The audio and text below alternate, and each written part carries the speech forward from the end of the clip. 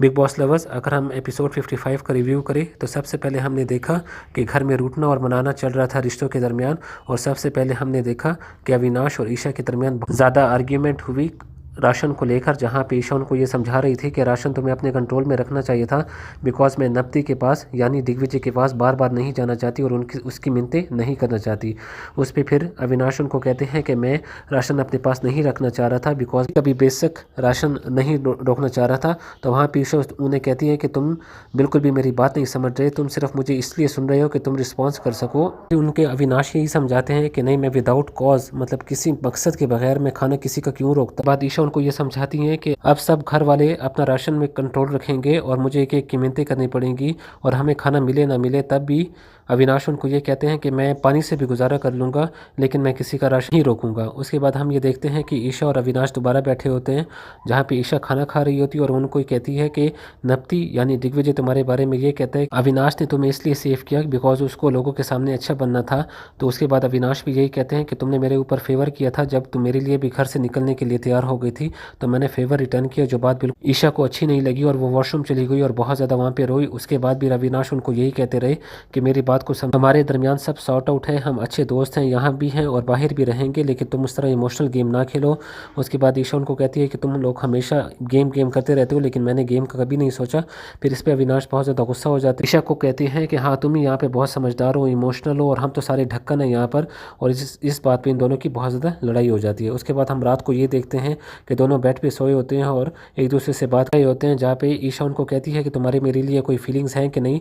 तब अविनाश उनको ये रिस्ट्रेन शो करते हैं कि नहीं ऐसी बातें ना करो, हम ये बातें गेम से बाहर करेंगे। लेकिन अल्टीमेटली हम ये देखते हैं कि कुछ कन्फेशंस हो जाते हैं अविनाश की तरफ से और वो उनको कहते हैं कि मैं तुम्हारी फीलिंग्स रखता हूँ लेकिन मैं यहाँ पे ये डिस्कस नहीं करना चाहते बिकॉज मैं बिल्कुल भी इमोशनल गेम नहीं खेलना चाहता।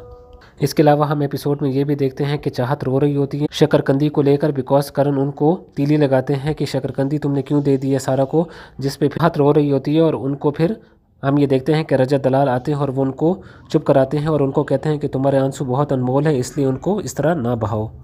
इसके अलावा हम ये भी देखते हैं कि ईशा और अविनाश बात कर रहे होते हैं कि हम एक यूनिट हैं कि नहीं है, जहाँ पे अविनाश कहते हैं कि हम एक यूनिट नहीं हैं, हम इंडिविजुअल गेम खेलने आए हैं। एपिसोड में हम ये भी देखते हैं कि चुम के पास जितना भी राशन होता है वो सारा कंट्रोल करण को दे देती हैं और करण अपनी मर्जी से और तरीके से उसको बांट रहे होते हैं। और वो ये कहते हैं कि विवियन को, रजत दलाल को, अमनी को खाना ज़्यादा मिलेगा बिकॉज इन्होंने कभी वेस्ट नहीं किया और को मैं अपनी तरीके से डिस्ट्रीब्यूट करूँगा, जिस पे घर वाले बहुत ज़्यादा गुस्सा हो जाते हैं। इसके अलावा हम एपिसोड में ये भी देखते हैं कि सारा और यामिनी की बहुत ज़्यादा मस्ती चल रही होती है, जहाँ पे सारा जो है यामिनी को रात को डराने की कोशिश करती है लेकिन सारे घर वाले उनके साथ बहुत ज़्यादा मस्ती कर रहे होते हैं। एपिसोड में हम ये भी देखते हैं कि ईशा अपोलोजाइज़ करती है दिग्विजय को बिकॉज दिग्विजय को उन्होंने कल के एपिसोड में ये कहा था कि तुम जितने भी आगे चले जाओ लेकिन मैं तुमसे आगे ही रहूँगी प्रोफेशनल लाइफ में, जिस पे ईशा उनको कहती है कि मैं अपोलोजाइज़ करती हूँ, ये मैंने बहुत गलत बात की और मेरी सारी ब्लेसिंग्स तुम्हारे साथ हैं। इसके बाद हम एपिसोड में ये भी देखते हैं कि बिग बॉस तीनों वाइल्ड कार्ड एंट्रीज को यादव के कमरे में ले जाते हैं और एक एक घर वालों से पूछते हैं कि आप किसकी वोट करते हैं कि किसका कनेक्शन सबसे ज़्यादा घर में बना है। तो सबसे पहले हम ये देखते हैं कि अविनाश आते हैं और वो यामिनी का नाम लेते हैं कि उनका कनेक्शन सबसे अच्छा है घर वालों के साथ। उसके बाद रजत जो है वो भी ईडन का नाम लेते हैं। उसके बाद बग्गा जी है वो भी ईडन का नाम लेते हैं, चुम भी ईडन का नाम लेती हैं, शिल्पा जी भी ईडन का नाम लेती हैं, करण भी ईडन का नाम लेते हैं, श्रुतिका भी ईडन का नाम लेती हैं, ईशा भी ईडन का नाम लेती हैं, दिग्विजय जो है वो यामिनी का नाम लेते हैं, कशिश भी ईडन का नाम लेती हैं और चाहत भी यामिनी का नाम लेती है। और अल्टीमेटली हम ये देखते हैं कि अदिति जो है वो घर से एविक्ट हो जाती है बिकॉज वो रिश्ते बनाने में नाकाम रहती है। इसके अलावा हम ये भी देखते हैं कि बिग बॉस आखिर में एक टास्क करवाते हैं को मारने वाला और उनसे ये पूछते हैं कि आपके मुताबिक घर का मच्छर कौन है। तो सबसे पहले विवियन जब आते हैं तो वो ये कहते हैं कि चाहत मच्छर है और वो बहुत ज़्यादा बिन बिना रही होती हैं हर वक्त, जिस पे चाहत को बहुत ज़्यादा गुस्सा आ जाता है। उसके बाद हम ये देखते हैं कि रजत को बुलाते हैं, वो मच्छर जो है वो करण को कह देते हैं और बहुत एक ज़बरदस्त वाली शायरी भी करते हैं वहाँ पर। इसके बाद दिग्विजय आते हैं, वो श्रुतिका को मच्छर कहते हैं और वो कहते हैं कभी कभी श्रुतिका बहुत ज़्यादा इरिटेटिंग हो जाती है। और उसके बाद हम ये देखते हैं कि ईशा आती है और वो दिग्विजय को मच्छर कहती हैं और कहती हैं कि लड़का अच्छा था लेकिन इसकी संगत यानी इसकी यारी बहुत ज़्यादा गलत लोगों के साथ है और वो करण को रेफ़र कर रही होती है।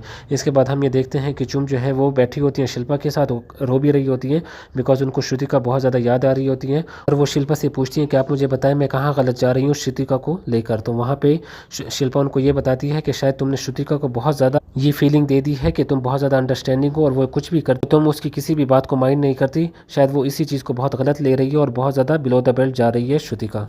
तरफ हम ये भी देख रहे होते हैं कि श्रुतिका भी चुम को बहुत ज़्यादा मिस कर रही होती है और वो चाहत के साथ बैठी होती है और वहाँ पर रो रही होती है।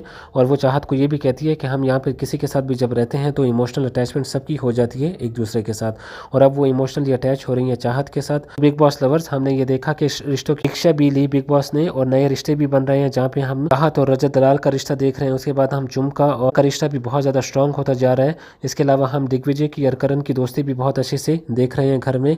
लेकिन ईशा और अविनाश की काफ़ी जगहों पे बहुत ज़्यादा आर्ग्यूमेंट भी हुई, जो शायद आगे चल के बहुत बड़ा इशू बन सकता है।